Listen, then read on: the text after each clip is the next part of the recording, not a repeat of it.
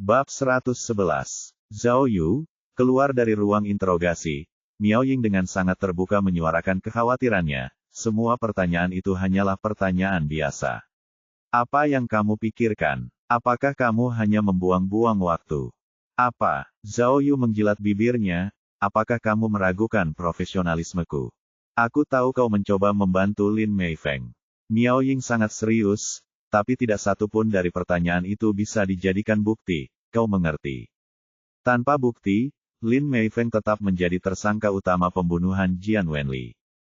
Ketua tim Miao, Zhao Yu tiba-tiba berbicara serius kepada Miao Ying, kamu bilang kamu butuh bukti, tapi aku tahu kamu juga merasakan hal yang sama sepertiku.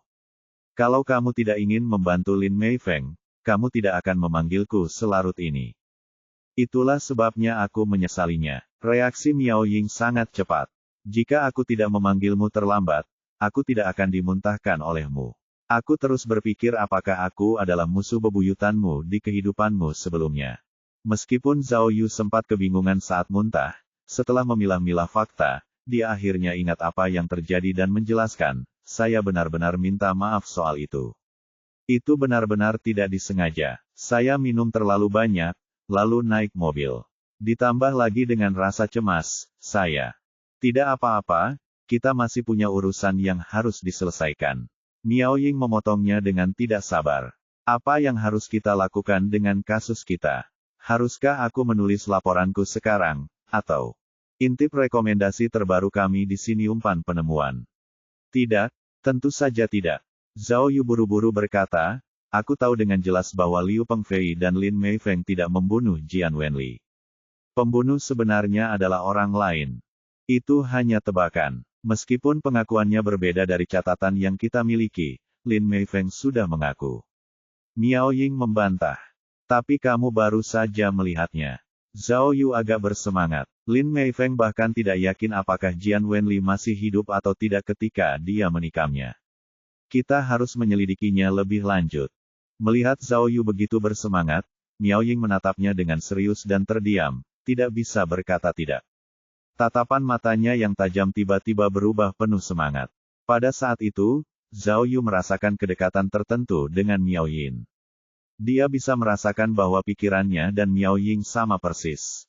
Zhao Yu, Miao Ying melihat sekeliling dan menarik Zhao Yu ke tempat kosong sebelum berbicara kepadanya dengan sangat serius. Saya pikir sebagai senior Anda, saya harus memperingatkan Anda. Dengan situasi saat ini, Anda harus memahami sesuatu. Hah, Zhao Yu bingung. Mengapa Miao Ying begitu tertutup? Apa yang ingin dia katakan?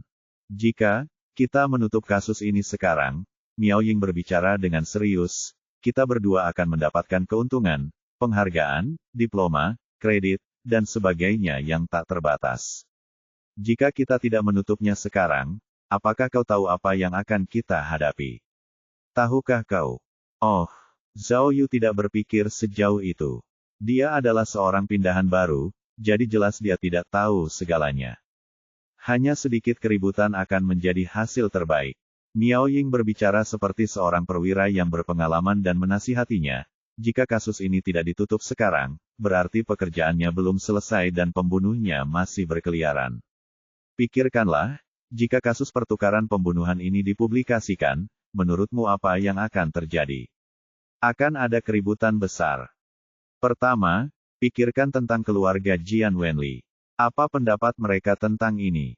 Sudah 10 tahun berlalu tetapi kita mengungkit kasus ini lagi. Bagaimana mungkin keluarga Jian Wenli hanya duduk diam dan tidak melakukan apa-apa? Mereka akan terus menekan polisi dengan kata-kata dan tindakan. Jika kita menemukan pelakunya, semuanya akan baik-baik saja, tetapi jika tidak, maka kita akan hancur. Kedua, kalau kita tidak menutup kasus ini, bagaimana para petinggi akan memandang kita? Meskipun kita sudah bekerja keras, dan sudah sangat dekat dengan kebenaran, apakah para petinggi akan menyetujuimu? Di mata mereka, kalau kasus ini tidak ditutup, maka semua kerja keras kita tidak ada artinya. Mengerti? Saat itu, kita tidak hanya tidak akan mendapatkan keuntungan apapun, tetapi mereka bahkan bisa mencoreng nama baik kita. Wah! Zhao Yu diam-diam tercengang, dan dia mulai menatap Miao Ying dengan kagum. Dia tidak pernah menyangka bahwa meskipun Miao Ying terlihat begitu muda, dia cukup berpengalaman dalam hal-hal duniawi. Akhirnya, ceramah Miao Ying berlanjut, bagi kita untuk menggali kasus ini lagi merupakan penghinaan besar bagi semua penyidik yang menangani kasus ini sebelumnya. Jika kita menggali kasus ini, tetapi tidak dapat menyelesaikannya, ini bukan hanya masalah menjadi bahan tertawaan. Pikirkanlah, para petugas itu telah menjadi petinggi. Jika mereka mendapatkan informasi rahasia tentang kita, konsekuensinya tidak akan terbayangkan. Cek-cek, Zhao Yu menggelengkan kepalanya. Siapa yang mengira kasus sederhana seperti itu bisa mendapat reaksi keras seperti itu?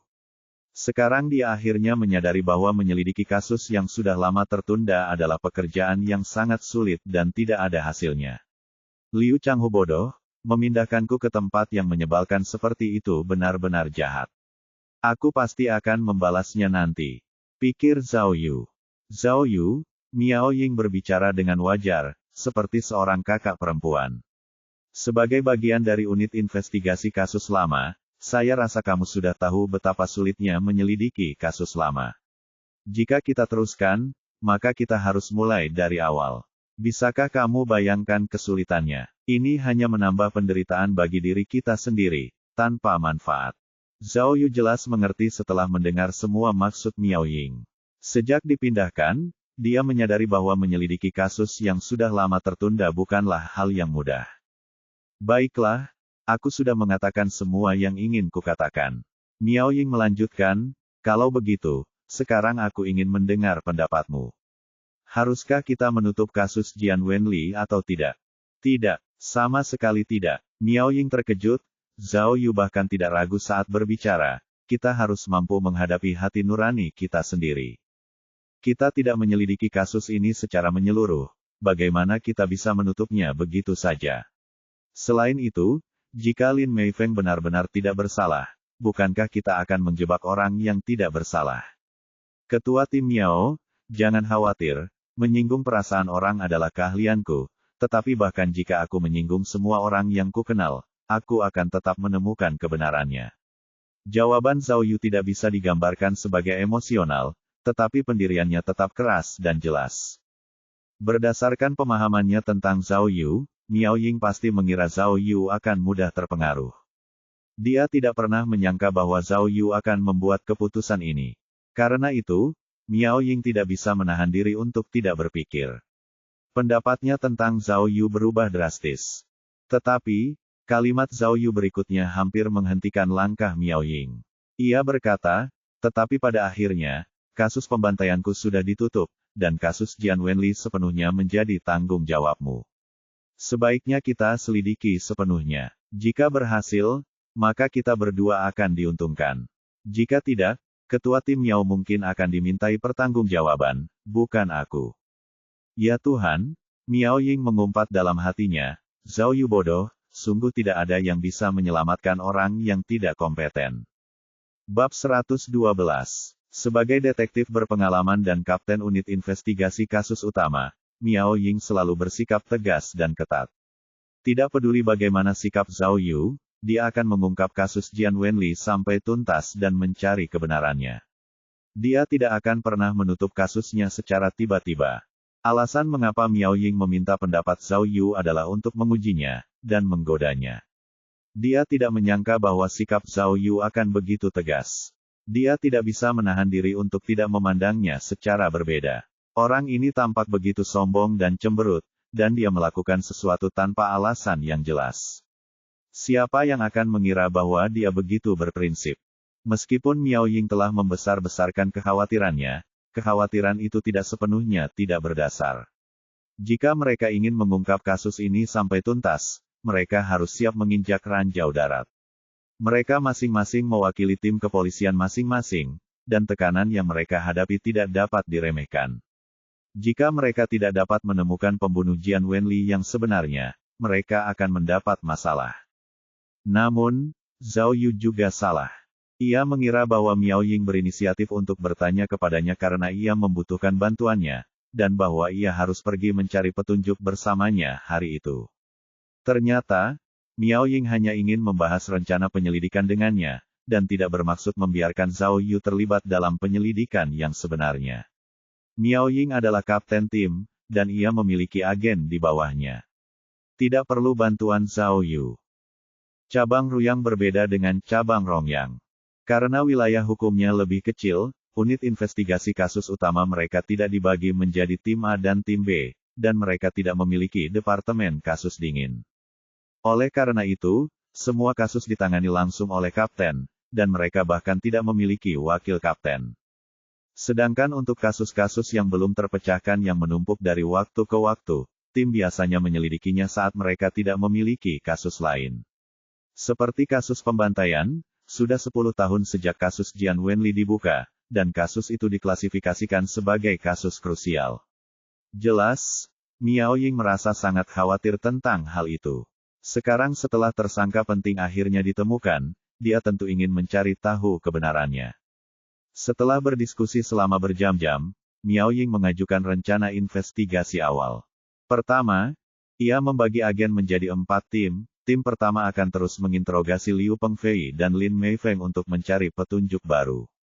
Tim kedua akan pergi ke Departemen Forensik untuk memeriksa bukti dari laporan perbandingan dari tahun terjadinya pembunuhan untuk melihat apakah ada detail yang terlewat. Tim ketiga akan mengunjungi kerabat dan teman Jian Wenli untuk menyelidiki ulang kasus tersebut. Tim keempat akan mencari agen yang menangani kasus tersebut tahun itu, dan memeriksa apakah ada ketidakkonsistenan selama penyelidikan mereka. Melihat rencana Miao Ying yang tenang, Zhao Yu tidak bisa tidak mengaguminya. Dibandingkan dengan dirinya sendiri, yang bertanggung jawab atas Departemen Kasus Dingin, tetapi tidak memiliki bawahan, Miao Ying jauh lebih kuat. Mengirim lebih dari 10 agen sekaligus. Keberanian seperti itu. Zhao Yu ragu setelah selesai mengagumi. Semua orang sudah dikirim, tapi bagaimana denganku? Petugas Zhao. Setelah mengatur semuanya, Miao Ying berkata kepada Zhao Yu, menurut prosedur, Liu Pengfei tidak bisa tinggal di sini terlalu lama. Saya akan memindahkannya ke pusat penahanan Rongyang besok. Saya akan merepotkan Anda untuk memilah informasi untuk kasus Yu Zigen, lalu mengikuti prosedur standar. Zhao Yu mengerti. Meskipun kasus pembunuhan di Bursa Efek belum diselidiki secara menyeluruh, dia bertanggung jawab atas kasus pembantaian di Uptown, yang sekarang dapat ditutup. Dengan kata lain, hadiah dan pujian yang akan diterimanya sudah pasti. Lalu, Lin Meifeng, apa yang akan kita lakukan padanya? Tanya Zhao Yu. Lin Meifeng masih menjadi tersangka utama pembunuhan Jian Wenli, jawab Miao Ying. Kami akan mengirimnya ke pusat penahanan kami dan melanjutkan interogasi. Masa tahanan normal hanya 1 bulan, tetapi jika kami mengajukan permohonan, kami dapat memperpanjangnya sebulan lagi. Itu berarti kami harus menangkap pembunuh sebenarnya dalam waktu 2 bulan. Jika tidak, Lin Meifeng akan dituntut atas pembunuhan. 2 bulan. Lama sekali. Karena sistem keajaiban, Zhao Yu tampak sangat percaya diri, namun, kata-katanya tampak sangat mengganggu bagi Miao Ying. Zhao Yu, apa maksudmu? Dia menatap Zhao Yu dengan tajam dan berkata dengan masam, apakah kamu sedang menyombongkan diri? Biar kukatakan padamu, jangan berpikir bahwa kasus Jian Wenli hanya menyangkut cabang Ruyang. Jika kasusnya tidak terpecahkan, aku akan segera melaporkan kepada pimpinanmu bahwa kamu menghentikanku untuk menutup kasus ini dan menyuruhku menyelidiki ulang. Jika aku tidak mendapatkan sesuatu yang baik, maka kamu bisa melupakan tentang menjalani kehidupan yang baik. Wah, Zhao Yu berkedip dan memuji Miao Ying dari dalam hatinya sambil memperhatikannya. Wanita ini benar-benar pintar, dan tidak membiarkan dirinya menghadapi kerugian apapun. Namun melihat cara Miao Ying menegurnya, dia tidak bisa menahan diri untuk tidak menatapnya dengan linglung. Dengan bibir merah dan wajahnya yang menawan, Miao Ying tampak begitu anggun dan menginspirasi. Kasusnya belum terpecahkan bahkan setelah 10 tahun, dan kau mengeluh bahwa 2 bulan terlalu lama. Apa kau gila? Miao Ying menjadi semakin marah saat berbicara. Juga, meskipun pernyataannya tidak konsisten, kita tidak dapat membuktikan bahwa Lin Meifeng tidak bersalah. Jika dia berbohong dengan sengaja, lalu bagaimana kita bisa menemukan pembunuh yang sebenarnya? Zhao Yu, hei, kau. Zhao Yu masih linglung. Omelan Miao Ying terdengar menyenangkan di telinganya, dan matanya tak dapat menahan diri untuk tidak menatap sosoknya yang sempurna, lalu dadanya. Bang! Baru ketika Miao Ying memukul tinjunya, Zhao Yu terbangun karena terkejut. Dia dengan cepat menyeka sudut mulutnya dan berkata kepada Miao Ying dengan nakal, "Kekeke, jangan khawatir Kapten Miao. Berdasarkan pengalamanku selama bertahun-tahun, aku tahu bahwa Lin Meifeng jelas tidak membunuh siapapun. Pembunuh sebenarnya adalah orang lain." Zhao Yu menepuk dadanya, "Untuk penyelidikan kasus, kamu juga bisa menenangkan pikiranmu. 2 bulan sudah pasti waktu yang cukup. Luangkan waktumu dan selidiki perlahan, datang saja temui aku jika kamu mengalami kesulitan, aku akan kembali dan mandi dulu." Aku bau. Dia melanjutkan, "Oh, jika kamu menemukan petunjuk, jangan lupa beritahu aku. Kalau begitu, aku akan bergerak dulu." Zhao Yu berbalik dan menguap. "Malam ini berat, aku butuh tidur yang nyenyak." "Kau?" Miao Ying melihat perilaku Zhao Yu yang arogan dan menyebalkan dan menyesali keputusannya. Dia seharusnya tidak meminta wabah ini datang ke pasukannya. Tendangan yang dia berikan kepadanya terlalu ringan. Karena tidak tidur sepanjang malam, dan muntah setelah mabuk, Zhao Yu kelelahan ketika meninggalkan cabang Ruyang. Ia ingin pulang dan mandi, lalu tidur nyenyak, namun, teleponnya mulai berdering begitu ia masuk ke dalam taksi. Pertama-tama, Li Bei ini yang meneleponnya untuk menanyakan bagaimana ia harus menyusun laporan kasus pembantaian. Kemudian, Zhang Jingfeng menelepon dan bertanya kepada Zhao Yu apakah ia perlu terus memeriksa pacar Yao Jia.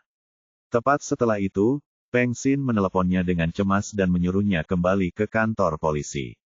Kepala biro ingin menemuinya. Bab 113.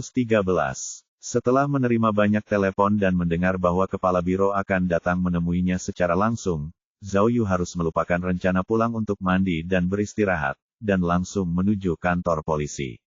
Namun begitu dia berjalan melewati pintu depan dan memasuki lorong kantor, Zhao Yu menyadari sesuatu yang aneh. Banyak penyidik yang menatapnya dengan aneh. "Ada apa?" pikirnya. Zhao Yu tidak bisa menahan diri untuk tidak bingung.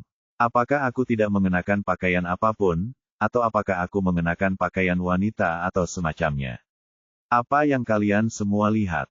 Apakah aku setampan itu? Ternyata, berita tentang Zhao Yu yang menutup kasus pembantaian telah menyebar ke seluruh tim. Semua penyelidik tercengang dengan polisi yang dikabarkan mesum itu. Menutup kasus pemerkosaan dengan taser dan kasus kehilangan tangan secara berurutan saja sudah gila, tetapi orang ini baru saja masuk ke unit kasus tertunda, dan dia telah menutup kasus yang sudah berlangsung 10 tahun, seorang diri. Kemampuan yang gila seperti itu hampir tak terbayangkan. Jadi ketika mereka tiba-tiba melihat Zhao Yu sendiri, mereka tidak bisa menahan ekspresi aneh saat mereka menatapnya dengan canggung. Zhao Yu sama sekali tidak menyadari hal ini. Ketika dia melihat 2 rekan kerja wanita menatapnya dari kantor, dia menggilat bibirnya dan bertanya, "Hei, cewek-cewek manis, apa yang kalian lihat? Mau kencan denganku?" Kedua gadis itu tiba-tiba menggigil, segera menundukkan kepala, dan melarikan diri. "Hehe," Zhao Yu menyeringai, tetapi saat dia berbalik, dia mendapati dirinya berhadapan langsung dengan ketua tim Kuping yang sedang meninggalkan kantor tim B. Ketika Kuping melihat Zhao Yu, dia berhenti sejenak. Dia tampak ingin mengatakan sesuatu, tetapi Zhao Yu berbicara sebelum dia sempat berkata, "Oh, bukankah itu ketua timku? Ada apa? Apakah kamu sudah berhasil menutup kasus pembobolan panti jompo? Apakah kalian butuh bantuanku?" Mendengar kata-kata penghinaan Zhao Yu, Kuping hanya memutar matanya ke arahnya, lalu kembali ke kantornya tanpa sepatah kata pun. Zhao Yu hanya mendengus. Ketika dia melihat pintu tim B terbuka, dia awalnya ingin mengejek mereka lebih jauh, tetapi pada saat itu, Peng Xin memimpin sekelompok orang menyerbu keluar dari kantor tim A. Kelompok itu bergerak cepat, dan tampak agak mendesak. Melihat rekan-rekannya dari tim A datang ke arahnya, Zhao Yu tidak bisa menahan diri untuk tidak sedikit menggigil. Ia berpikir, "Nona, saya baru saja memecahkan kasus sederhana. Apakah Anda perlu datang menyambut saya dengan begitu mudahnya?" Namun Zhao Yu segera menyadari bahwa semua orang mengenakan mantel dan memegang tas mereka seolah-olah mereka sedang pergi ke suatu tempat dengan tergesa-gesa. Apa yang terjadi? Ah, Yu, Peng Xin adalah orang pertama yang menyadari keberadaan Zhao Yu. Dia berlari menghampiri dengan tangan terbuka lebar. Ayo, biarkan aku menciummu. Peng Xin sebenarnya memberi isyarat untuk menciumnya, namun Zhao Yu dengan cepat menghindar ke samping dan tertawa. Tidak, aku belum menggosok gigiku. Hahaha, Peng Xin tertawa terbahak-bahak dan menepuk bahu Zhao Yu dengan keras. Kau benar-benar bintang keberuntunganku. Kau bahkan belum berada di unit investigasi kasus lama selama beberapa hari, tetapi kau sudah berhasil menutup kasus besar lainnya. Dasar bajingan, Peng Xin begitu gembira hingga tidak tahu harus berkata apa. Ia hanya meninju bahu Zhao Yu dengan keras berulang kali. Ya, Zhao benar-benar membuat kita bangga. Dia juga membuat kita bangga. Liu Suesan setuju dari belakang, kita semua juga harus bekerja keras. Kita pasti akan menangkap penjahat ini juga. Ya, semua anggota tim lainnya setuju, semangat mereka sedang di puncak.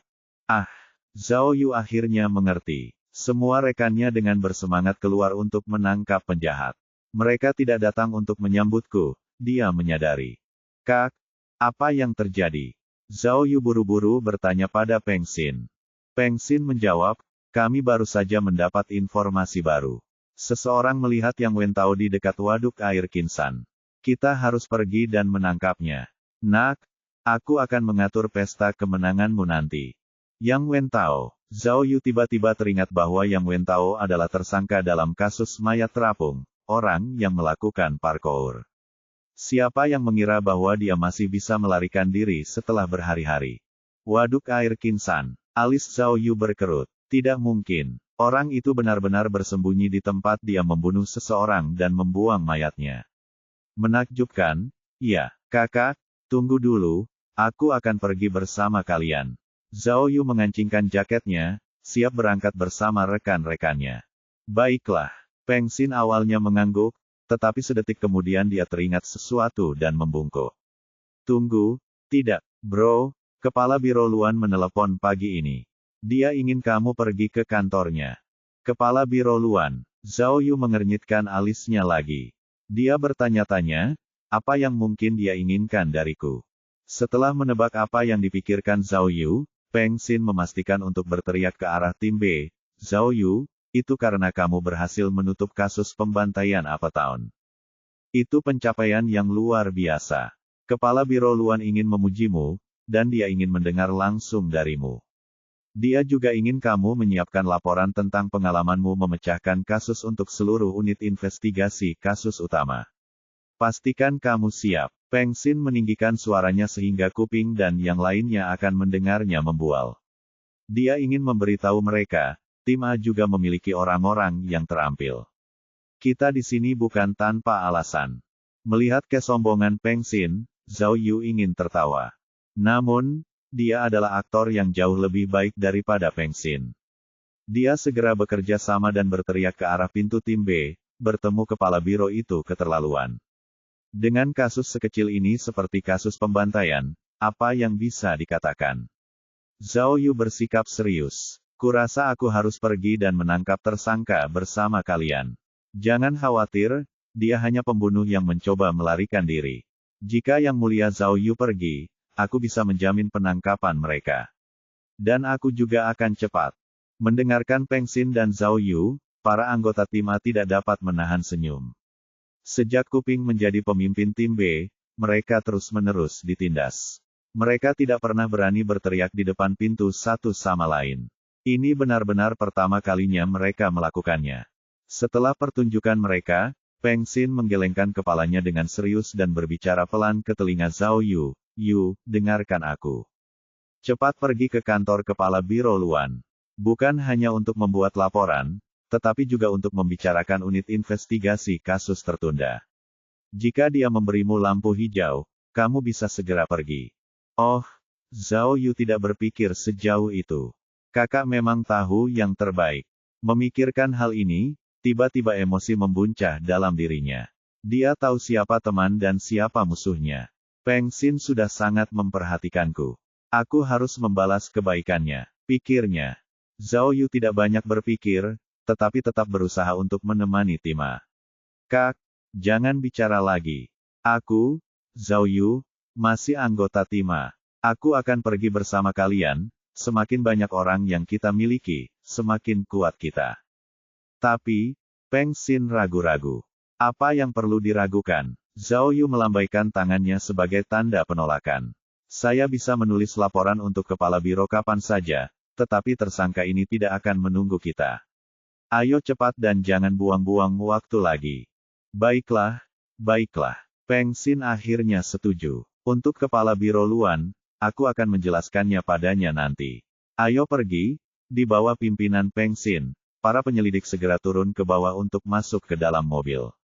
Pada saat yang sama, Kuping berada di dalam kantor tim B sambil menggigil karena marah. Dia telah mendengar semua ejekan Peng Xin dan Zhao Yu saat itu. Kata-kata Zhao Yu, khususnya, membuatnya semakin marah. Hanya orang yang tidak tahu malu yang memamerkan kemuliaan mereka.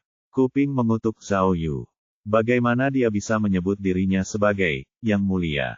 Sungguh tidak tahu malu. Aku akan menunggu dan melihat apakah kamu benar-benar dapat menangkap pembunuhnya. Bab 114. Meskipun mereka telah menerima berita tentang tersangka pembunuhan, Yang Wen Tao, bukan berarti mereka pasti akan menangkapnya kali ini. Informasi ini diberikan oleh seorang penduduk desa yang tinggal di dekat waduk. Ia memberitahu polisi bahwa 2 malam lalu ia melihat seorang pria yang tampak terburu-buru. Ketika penduduk desa itu mendekatinya, mereka terlibat konflik, dan pria itu berlari ke arah barat waduk setelah berjuang melepaskan diri. Setelah itu, penduduk desa itu melihat surat perintah penangkapan dan menyadari bahwa pria itu tampak seperti Yang Wen Tao. Terlepas dari apakah informasi itu akurat atau tidak, dan apakah pria itu adalah Yang Wen Tao atau bukan, 2 hari telah berlalu dan kemungkinan besar dia telah meninggalkan daerah waduk. Oleh karena itu, dalam perjalanan ke waduk air Kinsan, Peng Xin membuat penyesuaian pada rencananya di menit-menit terakhir. Dia menghubungi polisi setempat dan meminta mereka mencari jejak tersangka dari kamera pengawas di sekitar daerah itu. Kemudian, dia membagi agen-agen itu ke dalam kelompok-kelompok dan meminta mereka untuk mencari di berbagai desa dan kota di sekitar waduk. Termasuk Zhao Yu, ada 10 orang. Ada 5 mobil, dengan 2 orang dalam satu tim. Zhao Yu dan Liu Suesan dikelompokkan bersama dan dikirim untuk mencari di sisi selatan waduk. Ada total 3 kota kecil dan lebih dari 20 desa di daerah itu. Jelas, ada banyak sekali pekerjaan yang harus dilakukan. Setelah berpisah dari tim utama, Zhao Yu dan Liu Suesan mulai mengemudi ke arah selatan. Dalam perjalanan, Liu Suesan penuh dengan keluhan, mengkritik perintah Peng Xin. Pertama, dia mengatakan bahwa setiap kota dan desa memiliki kantor polisi setempat dan ada juga polisi yang bertugas di desa-desa. Karena pencarian dapat diserahkan kepada mereka, di mana perlunya unit investigasi kasus utama untuk melakukannya. Selain itu, saksi mata mengatakan bahwa Yang Wen Tao berlari ke sisi barat, jadi mengapa perlu mencari ke selatan? Bukankah lebih baik bagi mereka untuk fokus mencari ke barat saja? Setelah itu, dia mulai khawatir tentang keakuratan petunjuk itu, mengatakan bahwa jika penduduk desa itu salah, mereka hanya membuang-buang tenaga mereka. Selain itu, Kinsan besar. Jika Yang Wen Tao telah pergi ke pegunungan yang dalam, bagaimana mereka bisa menemukannya? Mendengar komentar negatif Liu Suesan, Zhao Yu tidak bisa menahan diri untuk tidak merasa kesal. Berpikir kembali saat mereka bersiap untuk pergi, orang ini sangat percaya diri dan lebih bersemangat daripada orang lain. Dalam sekejap mata, dia mulai mengendur dan mengkritik Peng Xin. Zhao Yu tahu bahwa Liu Suesan adalah yang tertua dan paling berpengalaman dalam tim, dan dia tetap tidak yakin tentang promosi mendadak Peng Xin. Namun, tanpa kemampuan, dorongan, atau dukungan apapun, bagaimana para pemimpin akan menganggapnya tinggi? Selama Zhao Yu hidup di dunia bawah, ia membenci orang-orang yang tidak teguh pada pendiriannya dan menyebarkan hal-hal negatif. Orang-orang bermuka 2 seperti dia sama sekali tidak memiliki kredibilitas. Oleh karena itu, Zhao Yu tidak memperdulikannya dan terus tidur. Zhao Yu, yang merupakan junior, seharusnya yang menyetir mobil, tetapi Liu Suesan tahu tentang kesombongan dan perilaku biadab Zhao Yu. Melihat Zhao Yu langsung duduk di kursi belakang, ia hanya bisa memegang kemudi. Zhao Yu tidak tidur sedikit pun malam sebelumnya dan benar-benar kelelahan. Meskipun perjalanannya bergelombang, ia tidur nyenyak, dan mobil sudah mencapai tujuan pertama mereka ketika ia bangun. Tempat ini disebut Yulangdian. Jaraknya lebih dari 12 mil dari Waduk Air Kinsan, dan merupakan kota kecil di dalam yurisdiksi Kabupaten Moyang di kota Kinsan. Setelah tiba di tempat tujuan, Liu Suesan dan Zhao Yu mengikuti prosedur normal dan pergi ke kantor polisi untuk menemui polisi setempat. Polisi setempat telah diberitahu dan mulai mencari di seluruh kota. Mereka akan memberitahu polisi setempat begitu mereka mendapat kabar. Saat itu sudah siang setelah mereka selesai menyerahkan barang-barang ke polisi setempat. Keduanya pergi ke sebuah restoran kecil di kota dan memesan beberapa makanan sederhana. Sambil makan, Liu Suesan masih mengomel dan mengeluh, membuat Zhao Yu semakin kesal. Pada saat itu, sistem keajaiban mengirimkan pesan kepada Zhao Yu, yang menyatakan bahwa petualangannya hari ini telah berakhir. Persentase penyelesaiannya hanya 42%, dan dia tidak menerima apapun. Zhao Yu sangat terkejut. Mengapa sistem berakhir begitu cepat? Dan mengapa tingkat penyelesaiannya begitu rendah? Dia pikir petualangannya hari ini bahkan belum dimulai. Mengapa berakhir begitu tiba-tiba? Memikirkan hal ini, dia segera mulai membolak-balik catatannya. Heksagram Kanzen. Heksagram Kanzen. Kan, melambangkan wanita, wanita, wanita. Zhao Yu teringat kembali pada wanita yang paling banyak berinteraksi dengannya hari ini. Itu masih Miao Ying. Mungkinkah wanita itu merujuk padanya? Atau, Zhao Yu merenungkannya dengan saksama dan dengan cepat memikirkan kemungkinan lain. Ah, Luan Xiao Xiao. Kepala Biro Luan juga seorang wanita. Dia ingin menemuiku hari ini. Mungkinkah wanita dalam petualangan itu merujuk padanya? Pikirnya. Pada akhirnya, dia memilih untuk mengambil bagian dalam misi dengan kepolisian dan melewatkan pertemuan dengannya. Jika itu sebabnya tingkat penyelesaiannya sangat rendah, lalu, bagaimana dengan heksagram Zen? Apa yang dilambangkan oleh Zen? Zhao Yu tampaknya telah menemukan sesuatu dan dengan cepat memeriksa catatannya, dan membuat penemuan baru. Heksagram Zen hanya muncul 3 kali sebelumnya. Yang paling awal adalah pada hari kasus tangan hilang terpecahkan, ketika Zhao Yu memukuli si pirang. Yang berikutnya adalah selama pelatihan polisi ketika Zhao Yu dan Miao Ying bertengkar hebat. Yang paling baru adalah ketika Liu Changhu mengumumkan bahwa Zhao Yu telah dipindahkan ke Departemen Kasus Dingin. Zhao Yu membuat catatan dengan penanya dan merasa bahwa saat dia dan Miao Ying bertengkar tidak boleh dihitung karena pada akhirnya telah dikacaukan oleh Miao Ying. Lalu, apakah ada hubungan antara saat dia memukuli si pirang dan saat dia dipindahkan ke Departemen Kasus Dingin? Meskipun dia tidak yakin, Zhao Yu tetap memikirkan sesuatu secara naluriah, status. Hari ketika dia memukuli si pirang adalah saat dia baru saja memecahkan kasus tangan hilang dan menetapkan statusnya di unit investigasi kasus utama. Dan ketika Liu Changhu memindahkannya ke Departemen Kasus Dingin, meskipun di permukaan tampak terkait dengan pekerjaan, statusnya juga telah berubah. Mungkinkah heksagram Zen mewakili status? Ketika dia pertama kali melawan Miao Ying, dia juga telah membangun rasa hormat di antara para polisi pria, dan itu tampaknya juga merupakan perubahan status. Mungkinkah air dan guntur mengacu pada pertarungan besar antara dia dan Miao Ying? Memikirkan hal ini, Zhao Yu segera mencatat teorinya. Jika ada heksagram Zen lain di masa depan, dia pasti akan mengalami hal serupa. Ah, Zhao Yu tiba-tiba teringat sesuatu saat ia menuliskannya. Jika Zen melambangkan status, maka apakah heksagram Zen hari ini juga memiliki arti yang sama? Kepala Biro Luan ingin menemuinya hari ini. Mungkinkah ini terkait dengan perubahan statusnya? Karena ia tidak pergi, apakah sistem keajaiban berakhir lebih awal? Astaga, pikirnya. Zhao Yu merasa dia benar semakin dia memikirkannya. Jika dia pergi ke kantor Kepala Biro Luan, dia mungkin telah dipindahkan dari Departemen Kasus Tertunda Kemungkinan besar dia telah kehilangan kesempatan bagus. Cek-cek, Zhao Yu tidak bisa tidak menyesalinya. Kalau saja dia mengetahui hal ini lebih awal. Dia juga tidak menyangka akan begitu sulit untuk menangkap Yang Wentao. Jika tidak, dia akan pergi ke kantor kepala biro terlebih dahulu sebelum datang membantu. Dia mengalihkan pikirannya dan merasa tenang tak lama kemudian. Karena dia telah memecahkan kasus pembantaian, dia harus menulis laporan dan pergi ke kantor pemimpin cepat atau lambat. Meskipun dia telah melewatkan pertemuan ini, akan ada banyak pertemuan lain yang menunggunya di masa depan. Selain itu, mungkin bukan kesalahan baginya untuk bergabung dengan misi saat ini. Jika aku menangkap Yang Wentao, apa yang akan terjadi? Bab 115. Zhao Yu masih berpikir bahwa menangkap pembunuh itu terlalu mudah. Dia tidak pernah membayangkan bahwa ketika dia dan Liu Suesan memasuki gunung, mereka akan mencari selama 3 hari penuh.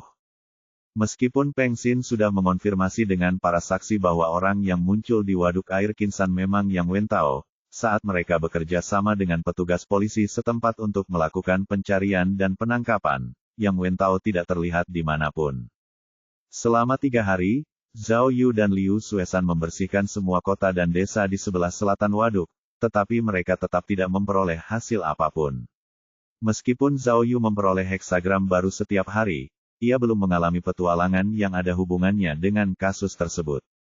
Bahkan heksagram, gen, yang berhubungan dengan pekerjaan pun tidak muncul. Pada hari pertama, sistem memberinya heksagram, kandui. Zhao Yu mengira ia akan bertemu dengan beberapa gadis manis dan bahkan mendapatkan sejumlah uang. Pada akhirnya, ia hanya bertemu dengan seorang teman sekelas lama dari kota terdekat. Teman sekelasnya adalah seseorang yang biasa bermain dengan Zhao Yu saat kecil.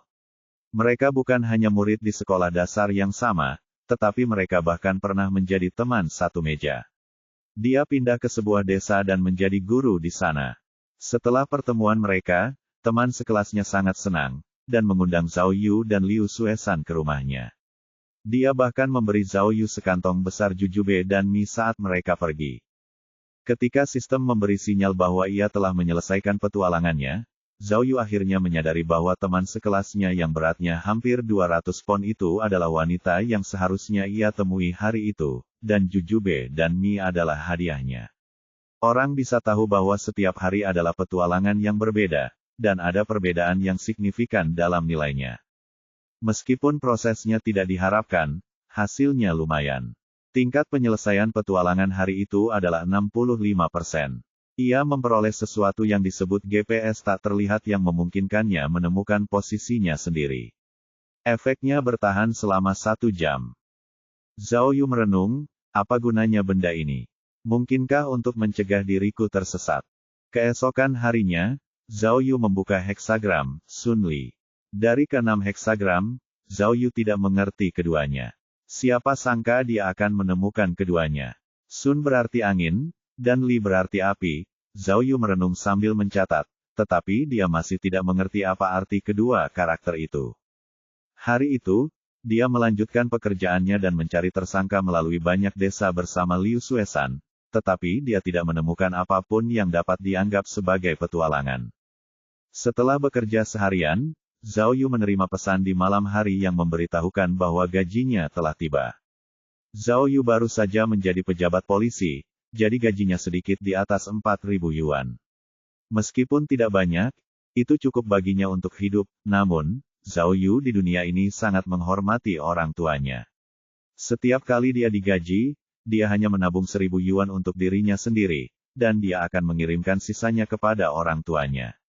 Karena itulah dia selalu hidup miskin. Memikirkan orang tuanya sendiri, Zhao Yu tidak dapat menahan diri untuk tidak menjadi sedikit emosional. Ternyata, Zhao Yu dari kehidupan sebelumnya dan kehidupan ini benar-benar berbeda. Karena dia memiliki terlalu banyak saudara laki-laki di rumahnya, dan dia hidup dalam kondisi yang buruk, Zhao Yu yang dulu telah meninggalkan rumah bahkan sebelum dia lulus dari sekolah menengah. Dari hari ke hari, ia dan orang tuanya sering tidak sependapat. Mereka tidak sering bertemu, dan mereka hampir seperti orang asing. Bahkan ketika ia dijatuhi hukuman mati, ia tidak pernah berpikir untuk bertemu keluarganya. Baginya, Keluarga adalah ide yang sama sekali asing, tetapi sekarang berbeda. Setelah dia menyeberang, dia tidak hanya dipertemukan kembali dengan sebuah keluarga, tetapi dia bahkan menjadi anak yang baik. Awalnya, Zhao Yu tidak benar-benar memikirkan situasinya. Meskipun orang tua Zhao Yu yang lama meneleponnya beberapa kali, dia hanya berbicara kepada mereka dengan netral. Tetapi sekarang setelah dia mendapatkan gajinya, dia harus mempertimbangkan apa yang harus dilakukan dengan lebih serius. Bagaimana dia akan menghadapi orang tuanya, saudara kandungnya, dan kerabat dari kampung halamannya. Perasaan akrab namun asing ini membuatnya tidak nyaman. Setelah merenung sejenak, Zhao Yu memutuskan untuk melanjutkan apa yang telah dilakukan Zhao Yu yang lama, memberikan uang itu kepada orang tuanya. Mungkin lebih baik mempertahankan hubungan untuk saat ini. Selain itu, dia bahkan tidak membutuhkan uang pada saat itu, jadi bahkan jika dia memberikan semua gajinya kepada mereka, tidak akan ada masalah. Ketika Zhao Yu mengirim uang, ia segera mendapat pesan dari sistem bahwa petualangannya telah berakhir. Kali ini, tingkat penyelesaian Zhao Yu mencapai 87%, dan ia telah memperoleh penyadap tak terlihat lainnya. Wah, nggak mungkin. Zhao Yu tidak bisa menahan rasa terkejutnya. Dia baru saja mengirim sejumlah uang ke keluarganya. Mengapa persentase penyelesaiannya begitu tinggi? Mungkinkah itu dihitung sebagai melakukan sesuatu yang baik? Dan semakin banyak kebaikan yang dia lakukan, semakin tinggi persentase penyelesaiannya. Pada saat yang sama, Zhao Yu merumuskan ide baru. Tampaknya Sun dan Li berarti keluarga. Namun, dia tidak tahu yang mana. Jika dia mendapatkan heksagram yang sama nanti, dia harus menyelidikinya secara menyeluruh. Begitu saja, Zhao Yu dan Liu Suesan berjalan dan mencari sepanjang hari. Ketika mereka lelah, mereka menyewa kamar di hotel dan beristirahat. Kemudian, pada hari ketiga, Zhao Yu menangkap secercah harapan. Pagi itu, sistem akhirnya memberinya heksagram, Gen Li. Penjelasan heksagram tersebut adalah, Gen untuk gunung dan Li untuk api. Api di dalam gunung, terlihat dari jauh, kelima elemen saling bertentangan. Api di dalam gunung. Zhao Yu melihat keluar jendela dan berpikir, saat ini aku berada di gunung. Mungkinkah jika ada api di suatu tempat, tersangka pasti ada di sana. Jadi, setelah akhirnya memperoleh heksagram, Gen, yang terkait dengan pekerjaannya, Zhao Yu cukup bersemangat, dan siap berangkat pagi-pagi sekali. Namun, pada saat itu, Liu Suesan tidak tahan lagi. Selama beberapa hari terakhir, pria itu semakin tidak tertarik. Dia tidak hanya tidak mau repot-repot mencari tersangka, tetapi dia juga sering mengeluh dan berhenti bekerja. Setiap kali Zhao Yu pergi dari rumah ke rumah, pria itu terkadang bahkan tidak mau keluar dari mobil. Dia hanya memainkan ponselnya dan menelepon, benar-benar bermalas-malasan. Melihat Zhao Yu bangun pagi-pagi sekali untuk pergi, Liu Suesan akhirnya tidak bisa berkata apa-apa lagi. Zhao, dengarkan aku. Kita istirahat saja. Tidak bisakah kau mengerti? Ini benar-benar membuang-buang waktu dan tenaga kita. Mendengar perkataan Liu Suesan membuat Zhao Yu agak frustrasi. Sebenarnya, dia lebih banyak bermalas-malasan daripada Liu Suesan sejak dia bergabung dengan kepolisian. Tetapi setiap kali bukan dia yang bermalas-malasan, Zhao Yu menjadi sangat gelisah. Kami sudah mencari kemana-mana selama beberapa hari terakhir ini. Jika Yang Wentao benar-benar lari ke sisi selatan waduk, kami pasti sudah menemukan sesuatu. Liu Suesan terus mencari alasan untuk dirinya sendiri. Lihat, baik di sisi timur maupun utara waduk, tidak ada jejak Yang Wentao sama sekali. Ia melanjutkan, menurutku orang ini lari ke gunung tak berpenghuni, atau keluar kota. Pencarian kita di sini sama sekali tidak ada gunanya. Meskipun kata-kata Liu Suesan ada benarnya, Zhao Yu tidak dapat menahan amarahnya saat mendengarnya.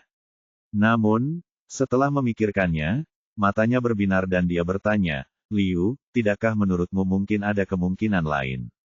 Lainnya, bagaimana Liu Suesan bisa tahu apa yang dipikirkan Zhao Yu? Dia langsung penasaran, kemungkinan apa?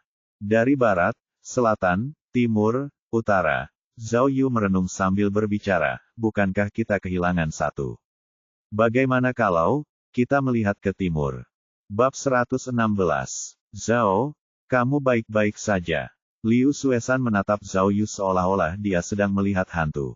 Saksi mata mengatakan bahwa Yang Wentao pergi ke barat, tetapi sekarang kamu ingin mencari ke timur. Bukankah itu melakukan hal yang sebaliknya? Apa yang kamu pikirkan? Namun Zhao Yu bersikeras pada pencerahannya dan berkata dengan serius, Yang Wentao penuh tipu daya. Mungkinkah dia menipu orang-orang agar percaya bahwa dia pergi ke barat? Ya ampun, Liu Suesan menggelengkan kepalanya karena tidak percaya. Zhao, apakah kamu menulis novel? Yang Wentao tidak ada di pasukan khusus, begitu pula Bear Grylls di Man vs. Wild, dia hanya pegawai biasa, buronan. Dia sudah mengalami kesulitan untuk bertahan hidup, mengapa dia masih repot-repot menipu kita? Zhao Yu mengabaikan Liu Wensan sambil memeriksa peta di ponselnya. Hanya satu pertanyaan yang terlintas di benaknya, mengapa Yang Wentao muncul di dekat waduk? Sebelumnya, Zhao Yu telah memikirkan pertanyaan ini lebih dari sekali. Apakah dia kebetulan lewat, atau dia bersembunyi di dekat waduk? Waduk itu adalah tempat dia membuang mayat, jadi mengapa dia kembali? Peta di ponsel menunjukkan bahwa ada banyak kota dan desa di dekat waduk, dan ini adalah tempat-tempat yang penduduknya paling padat di pegunungan. Jika Yang Wentao terus bersembunyi di daerah ini, kemungkinan dia akan terekspos akan menjadi lebih tinggi. Pergi ke barat, mungkinkah dia hanya lewat? Sisi barat waduk adalah satu-satunya jalan untuk mencapai provinsi lain. Mungkinkah Yang Wentao mengambil risiko untuk keluar dari Kinsan dan pergi ke provinsi lain? Namun, itu adalah perjalanan yang panjang, dan tanpa transportasi apapun, ia tidak akan bisa keluar bahkan jika ia berjalan kaki selama seminggu penuh. Sedangkan di utara, wilayahnya luas dan tandus dengan pegunungan, dan banyak daerah yang tidak berpenghuni. Jika Yang Wentao pergi ke sana, meskipun ia bisa lolos dari penangkapan, ia tidak akan bisa bertahan hidup. Bagian selatan dan area sekitar waduk telah ditelusuri secara menyeluruh oleh Peng Xin dan timnya. Untuk saat ini, hanya sisi timur waduk yang belum ditelusuri secara menyeluruh. Zhao Yu melihat peta dan menyadari bahwa sisi timur waduk berada tepat di luar kota Kinsan. Meskipun ada juga beberapa gunung, sebagian besarnya tandus, dan populasinya jarang. Menurut peta, hanya ada kota kecil bernama Yinpan, dan 4 hingga 5 desa kecil di pegunungan. Memang, lokasinya terlalu dekat dengan kota. Kemungkinan Yang Wentao bersembunyi di sana hampir nol. Namun, pikiran Zhao Yu justru sebaliknya. Dia merasa bahwa karena Yang Wentao telah pergi ke arah barat, itu berarti dia mungkin datang dari timur. Jika mereka pergi mencari ke arah timur, meskipun mereka mungkin tidak dapat menangkap tersangka, mereka mungkin dapat menemukan jejaknya dan menemukan beberapa petunjuk. Selain itu, dia telah mendapatkan heksagram, gen. Siapa yang tahu apakah dia akan dapat membuat beberapa kemajuan. Dengan pemikiran itu, Zhao Yu mendesak Liu Suesan untuk segera berangkat. Karena mereka tidak dapat memperoleh petunjuk di mana mereka berada, mereka mungkin juga mencoba mencari di sisi timur, namun, Liu Suesan tidak mau bergerak, mengatakan bahwa mereka telah mencari selama 3 hari dan tulang-tulangnya hampir hancur. Ia menyarankan untuk beristirahat terlebih dahulu sebelum melanjutkan pencarian. Mendengar kata-kata yang mengecewakan itu, Zhao Yu hampir ingin memarahinya, tetapi Liu sudah berusia 50 tahun, jadi Zhao Yu merasa tidak perlu marah padanya. Oleh karena itu, dia memutuskan untuk berhenti membuang-buang napas padanya. Dia pergi mengemasi barang-barangnya dan pergi setelah mengambil kunci mobil. Liu Suesan mengira Zhao Yu akan kembali pada malam hari setelah keluar untuk mencari petunjuk, jadi dia tidak menghentikannya dan melanjutkan tidurnya. Zhao Yu meninggalkan hotel sendirian dan melaju ke arah timur waduk. Dalam perjalanan, ia terus memikirkan hal-hal yang berhubungan dengan Yang Wentao. Karena jalan pegunungannya sempit, ia tidak melaju kencang. Lebih dari 2 jam kemudian, ia baru saja sampai di kota Yulangdian tempat mereka awalnya mencari. Karena bensinnya hampir habis, Zhao Yu mengurangi kecepatannya dan ingin mencari pom bensin di kota. Tanpa diduga, saat sedang mengemudi di jalan, dia tiba-tiba menyaksikan sebuah kejadian, 2 orang pria berdiri di depan sebuah pondok kecil. Seorang pria tua yang sehat dan bugar, berambut putih, sedang berjabat tangan dengan seorang pria muda. Pria tua itu adalah orang asing, tetapi Zhao Yu mengenali pria muda itu. Dia adalah agen dari unit investigasi kasus utama Ruyang, dan salah satu bawahan Miao Ying. Karena Zhao Yu baru saja membuat masalah di kantor polisi Ruyang beberapa hari yang lalu, pria itu mungkin masih mengingatnya. Orang ini bahkan telah dikejutkan oleh Zhao Yu dan duduk di atas muntahannya. Kebetulan sekali. Apa yang dilakukan orang ini di sini? Karena adanya sistem keajaiban, Zhao Yu secara tidak sadar menyadari sesuatu dan segera menghentikan mobilnya di pinggir jalan untuk mengamati. Setelah berjabat tangan dengan hangat dengan pria tua itu, agen muda itu berkata, "Terima kasih banyak, petugas Lu. Informasi yang Anda berikan kepada kami benar-benar sangat membantu kami." Jangan bahas itu, lelaki tua itu tertawa. Kasus ini belum terpecahkan setelah 10 tahun. Kami juga merasa bersalah karenanya. Berusahalah sebaik-baiknya. Tentu saja, aku akan memberitahu kalian jika sudah ada kabar. Kata pemuda itu sambil membungkuk hormat kepada lelaki tua itu. Bagus, bagus, lelaki tua itu tersenyum dan melambai pada lelaki muda itu. Silakan masuk kembali, saya akan bertindak. Pemuda itu tidak hanya bersikap sopan, tetapi dia bahkan menunggu lelaki tua itu kembali ke rumahnya. Roda gigi di otak Zhao Yu mulai berputar saat dia melihatnya. Mendengar apa yang baru saja dikatakan agen muda itu, dia seharusnya ada di sana untuk mencari informasi. Disebutkan juga bahwa kasus itu sudah tidak ada selama 10 tahun. Dia bisa saja sedang menyelidiki kasus Jian Wenli. Menarik, Zhao Yu tidak pernah menyangka bahwa dia akan benar-benar menemukan informasi tentang Jian Wenli di suatu tempat yang jaraknya hampir 60 mil dari kota. Jika memang begitu, mengapa aku tidak langsung bertanya kepadanya?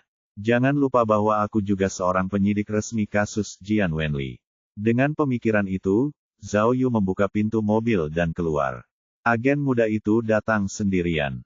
Setelah melihat lelaki tua itu kembali ke rumahnya, dia berjalan memutari bagian belakang mobilnya menuju kursi pengemudi. Namun, dia baru berjalan 2 langkah sebelum mendengar sapaan Zhao Yu yang menggelegar. "Hei! Kebetulan sekali, apa yang kamu lakukan di sini?" Agen muda itu mengangkat kepalanya dan terkejut. Kenapa? Kenapa kau? Bagaimana kau?" Setelah terdiam selama 2 detik, dia berkata dengan heran, "Oh, kau benar-benar mengikutiku." Omong kosong. Zhao Yu menggelengkan kepalanya. "Kebetulan, aku sedang menyelidiki kasus lain." Penjelasan Zhao Yu tidak mampu meyakinkan agen muda itu.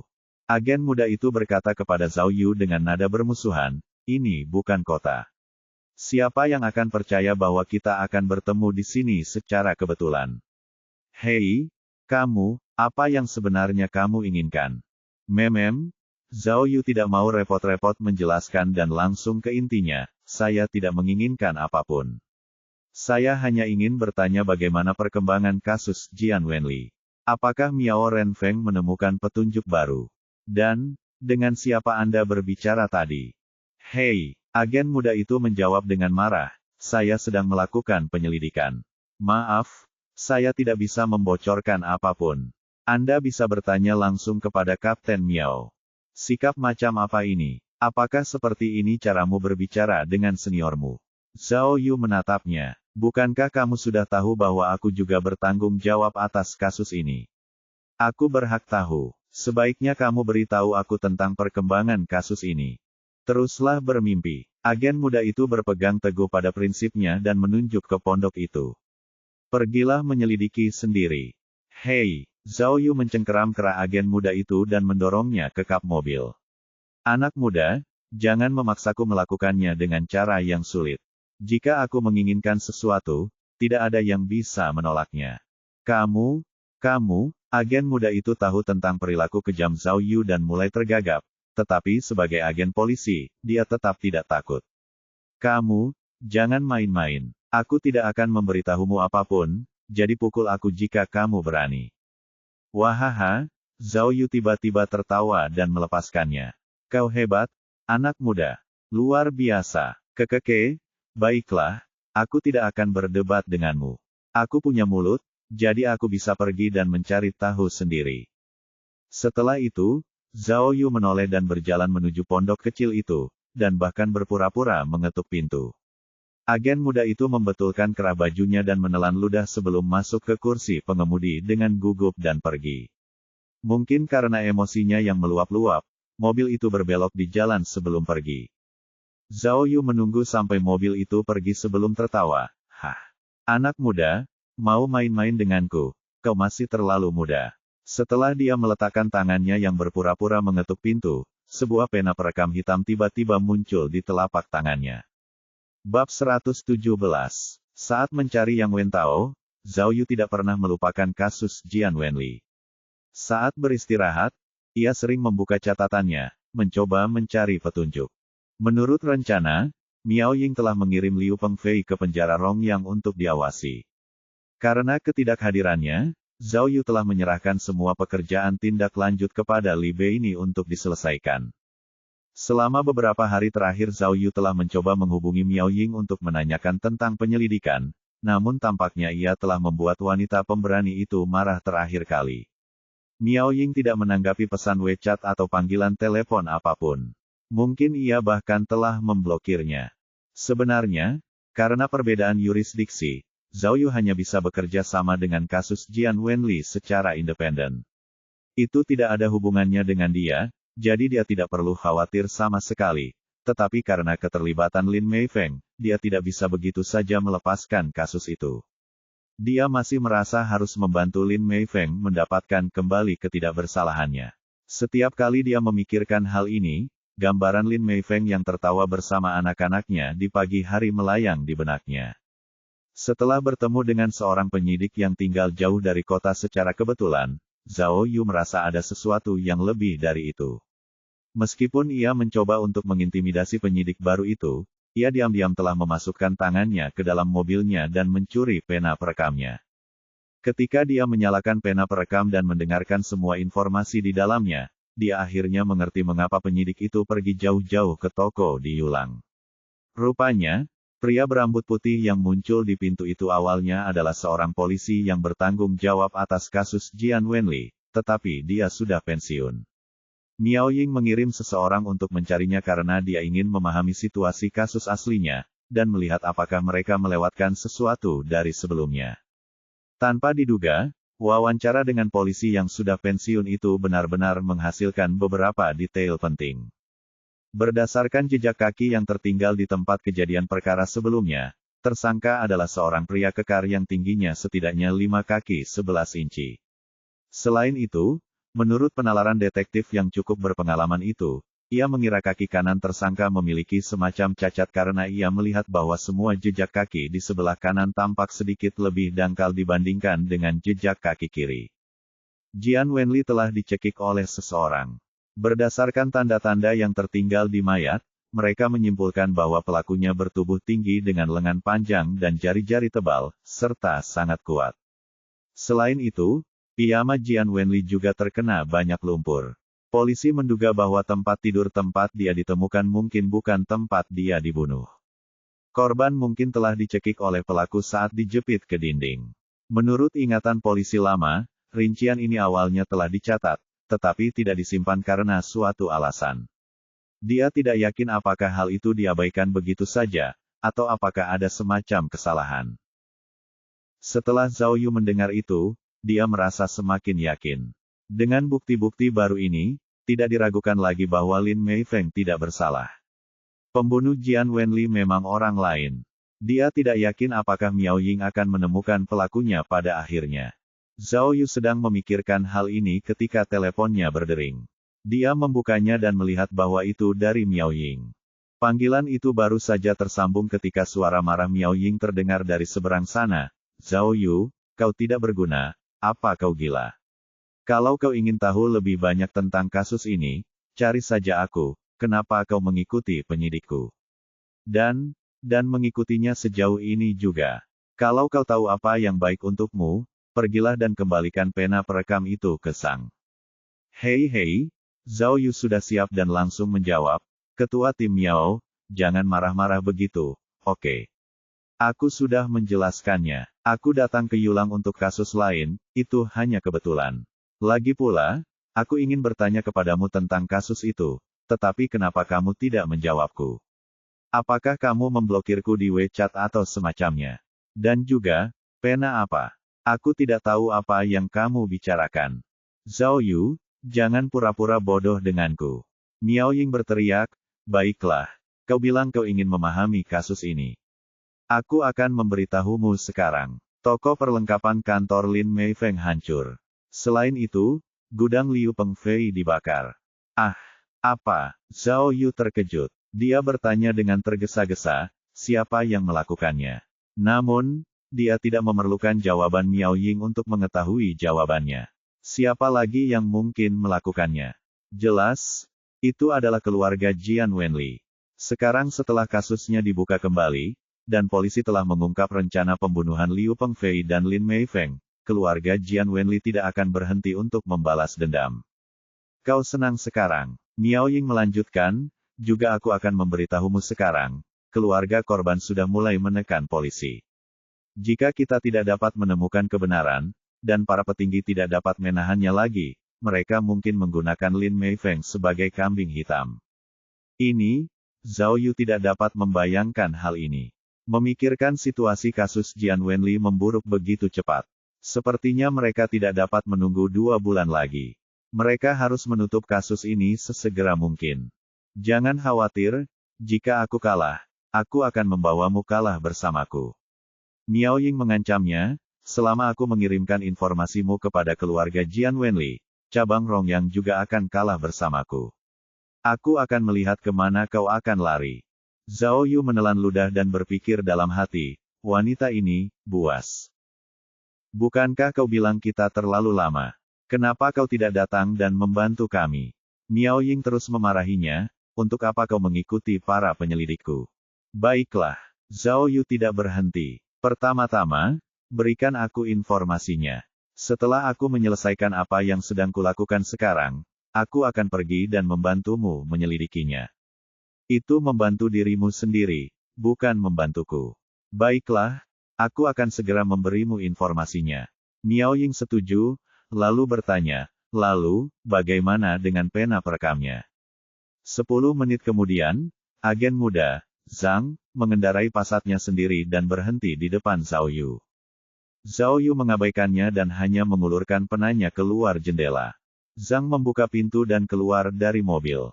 Saat dia semakin dekat, dia cemberut dan agak frustrasi, lalu meraih pulpen dengan marah.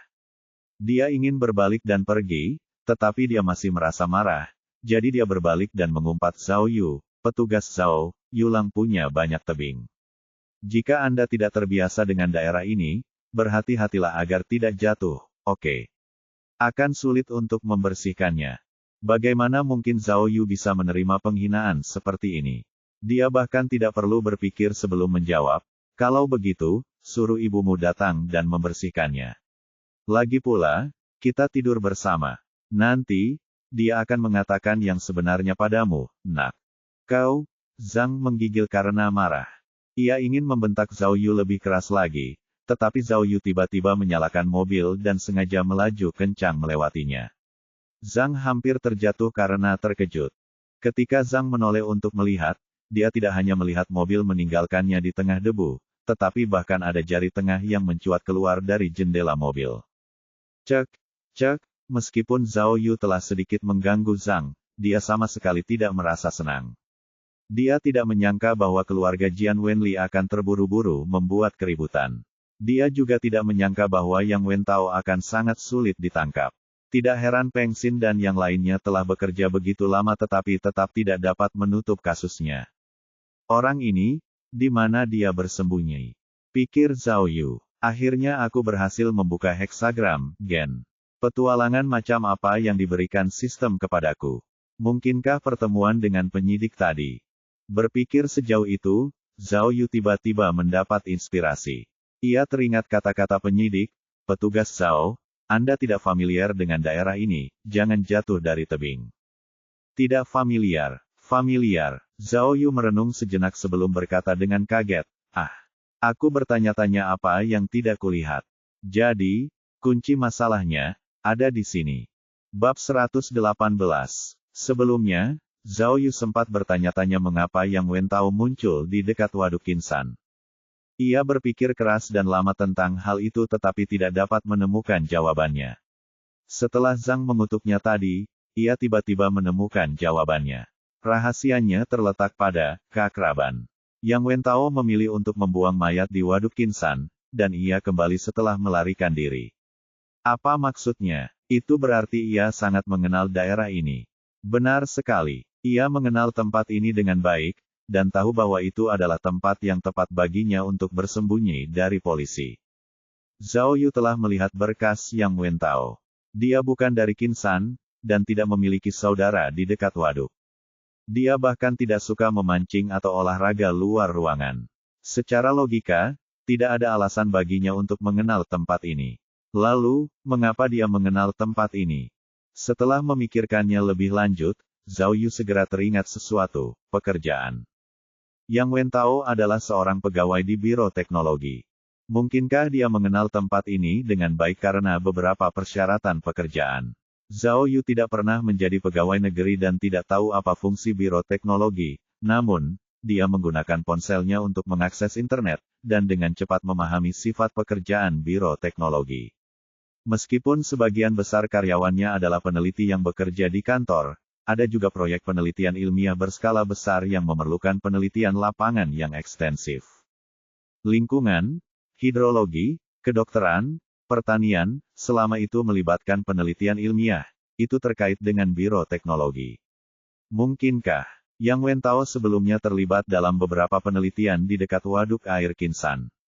Seperti perikanan waduk, pengolahan air, apakah itu sebabnya? Apakah dia tahu suatu tempat di dekat waduk yang cocok untuknya bersembunyi? Apakah dia bersembunyi di sana? Setelah memikirkannya, Zhao Yu merasa bahwa ia mungkin telah menyadari petunjuk kunci. Ia segera menelepon Peng Xin untuk menanyakan apakah ia memiliki catatan pekerjaan Yang Wentao. Apakah ia ikut serta dalam proyek penelitian ilmiah berskala besar yang melibatkan wilayah pegunungan Qinsan? Peng Xin terkejut dengan pertanyaan Zhao Yu, dan tidak mengerti mengapa dia menginginkan catatan pekerjaan Yang Wentao. Karena Yang Wentao telah melakukan pembunuhan, dan itu bahkan merupakan kejahatan karena nafsu, Peng Xin tidak perlu memeriksa pekerjaan Yang Wentao.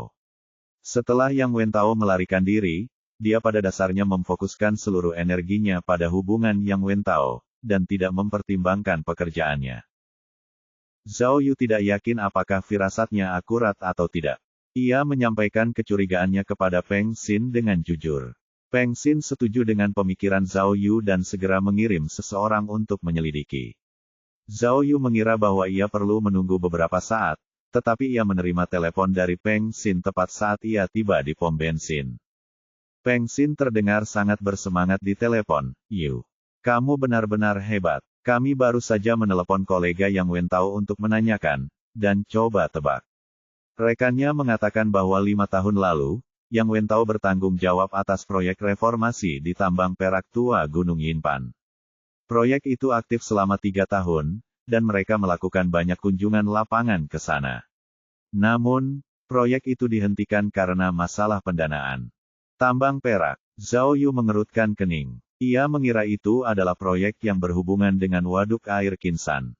Namun, ternyata itu adalah tambang perak. Tunggu, Gunung Yinpan, kota Yinpan. Zhao Yu berpikir sejenak dan tercengang. Astaga, bukankah aku akan pergi ke Yinpan hari ini? Lokasinya ada di sebelah timur waduk. Ya ampun, Zhao Yu merinding. Mungkinkah Yang Wentao bersembunyi di tambang terbengkalai di Gunung Yinpan selama ini? Gunung Yinpan sangat dekat dengan waduk, dan dapat dicapai dalam beberapa jam dengan berjalan kaki. Zhao Yu sedang merenung ketika Peng Xin berbicara lagi. "Yu, sungguh disayangkan. Kalau saja kita sudah memikirkan ini sebelumnya. Dia pasti bersembunyi di tambang sebelumnya, tetapi sekarang dia sudah pergi ke barat, jadi dia mungkin sudah tidak ada di sana lagi." Zhao Yu ingin mengatakan sesuatu, tetapi berhenti karena dia tidak yakin. "Bagaimana dengan ini?" kata Peng Xin, "kita sekarang memiliki tenaga kerja yang terbatas. Aku akan meminta Dafei dan Li untuk menyelidiki area tambang. Kalian juga akan pergi dan memeriksa semuanya. Kalian bertiga akan mencoba untuk melihat apakah kalian dapat menemukan sesuatu. Oke. Oke, Zhao Yu mengangguk. Bahkan tanpa instruksi Peng Xin, dia sudah berniat pergi ke kota Yinpan. Zhao Yu merasa bahwa keinginannya untuk pergi ke timur pagi itu, dan mengetahui tentang area tambang mungkin bukan hanya kebetulan. Selain itu, sistem telah memberinya heksagram, gen, yang mewakili pekerjaan. Mungkin dia bisa menemukan sesuatu di kota Yinpan. Setelah mengisi penuh tangki bensin, dia langsung menuju kota Yinpan. Zhang benar, meskipun pegunungan tidak terlalu tinggi dari Yulangdian ke Gunung Yinpan, ada banyak tebing di kedua sisi jalan, dan perlu untuk berkendara dengan hati-hati. Zhao Yu bahkan tidak peduli dengan makan siang dan terus melaju sampai ke kota Yinpan. Gunung Yinpan mendapatkan namanya karena dulunya terdapat sebuah tambang perak di sana. Gunung ini terletak di ujung depan pegunungan Qinsan, dan pada dasarnya tidak ada gunung yang tinggi. Konon, tambang perak tersebut masih aktif hingga tahun 80-an, tetapi dalam skala yang sangat kecil. Setelah awal abad ke-21, tambang tersebut benar-benar ditinggalkan. Lahan di dekat Gunung Yinpan tandus, dan hanya ada sedikit tumbuhan, sehingga tampak kusam dan tandus. Kota Yinpan juga sangat kecil, dan seluruh kota hanya memiliki satu jalan utama. Tidak banyak hotel, dan lingkungannya sama sekali tidak bersih dan mengerikan. Zhao Yu tidak tahan lagi dan membeli beberapa bungkus mie instan untuk mengisi perutnya dengan cepat. Matahari hampir terbenam, tetapi Zhao Yu tetap memulai penyelidikannya sesuai rencana. Dia memegang foto yang Wen Tao dan mulai melihat-lihat rumah demi rumah. Setelah selesai mengunjungi separuh jalan, langit sudah benar-benar gelap. Zhao Yu pergi ke hotel terbaik di kota kecil itu untuk bermalam. Meskipun itu adalah hotel terbaik di sana, bahkan tidak ada kamar mandi, dan dia harus menggunakan toilet umum untuk membersihkan diri. Zhao Yu tidak menyukai bau busuk di kamar itu. Setelah dia cepat-cepat menghabiskan makan malamnya, dia duduk di pintu masuk hotel dan minum bir sambil merenungkan penyelidikannya. Setelah diselidiki, tidak seorang pun melihat Yang Wen Tao. Sepertinya Yang Wen Tao sama sekali tidak datang ke sini, dan sebelumnya dia bersembunyi jauh di dalam tambang. Informasi menunjukkan bahwa meskipun populasinya jarang di dekat tambang Gunung Yinpan, luas permukaannya tidak kecil. Di dalam gunung yang besar itu, terdapat lubang tambang di mana-mana, dan beberapa lubang tambang bahkan dapat ditelusuri kembali ke dinasti Yuan dan Ming. Di dalam lubang tambang itu juga seperti labirin. Bahkan penduduk setempat tidak berani masuk terlalu dalam. Yang Wen Tao sebelumnya terlibat dalam proyek yang berhubungan dengan area tambang, dan sangat memahami bagian dalam. Jika dia langsung masuk ke dalam, bagaimana dia bisa ditemukan? Di pegunungan, udaranya sangat dingin dan sejuk di malam hari. Kota kecil itu hanya memiliki beberapa lampu jalan, dan banyak di antaranya yang kotor, membuat senja tampak semakin redup. Seekor anjing serigala berjalan dari belakang hotel dan melirik Zhao Yu sekilas. Tanpa bersuara, ia meringkuk dan berbaring di samping Zhao Yu. Zhao Yu melirik anjing itu. Anjing serigala ini agak besar dengan kepala hitam. Tubuhnya berlumuran lumpur, dan tampak sangat kotor. Lebih buruk lagi, salah satu matanya tampak terluka di suatu titik. Matanya tertutup rapat, dan anjing itu tampak buta. Seekor anjing buta. Zhao Yu menghela napas dan menggelengkan kepalanya, merasa kasihan pada anjing itu. Ia teringat bahwa ia masih memiliki setengah kantong daging sapi kering di mobilnya dan pergi ke mobilnya untuk mengambilnya. Ia melemparkan beberapa potong daging sapi kering itu kepada anjing buta itu, dan anjing itu memakannya dengan lahap. Zhao Yu merasa kursi mobilnya nyaman dan terus duduk di sana, lalu menyalakan radio. Radio itu memutar lagu lama berjudul Wafes. Aku tidak bisa melihat, tidak bisa mendengar, tidak bisa berpikir, tidak bisa menyentuh, kita berdua bersama. Seorang pria, seekor anjing, segelas anggur, suatu malam, tiba-tiba menjadi tua. Seorang pria dan seekor anjing. Pikir Zhao Yu. Ia menatap anjing buta di luar jendela mobil dan menggelengkan kepalanya sambil merenung. Lagu ini sangat tepat. Tunggu, melihat anjing buta itu melahap daging sapi kering, pikiran lain muncul di kepala Zhao Yu.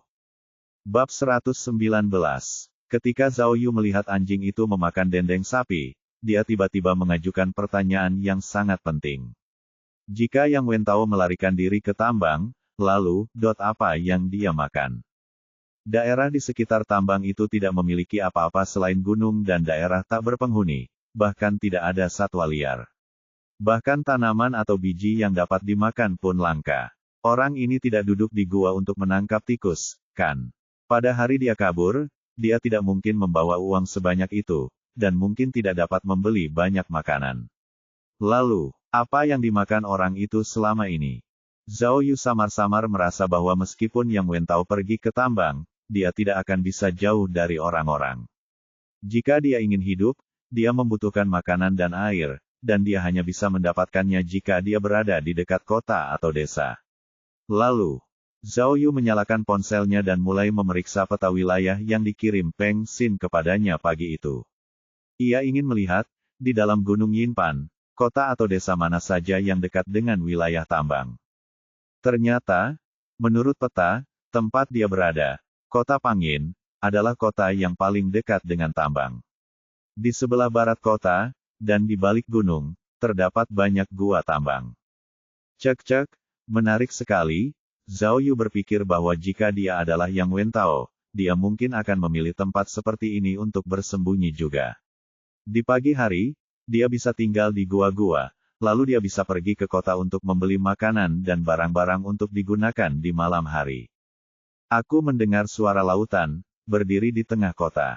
Aku teringat air mata saat kau berkata ya hari itu, mendengar lagu di radio dan melihat anjing setengah buta yang baru saja menghabiskan dendeng sapi. Zhao Yu merasa bahwa ia harus melihat sekeliling.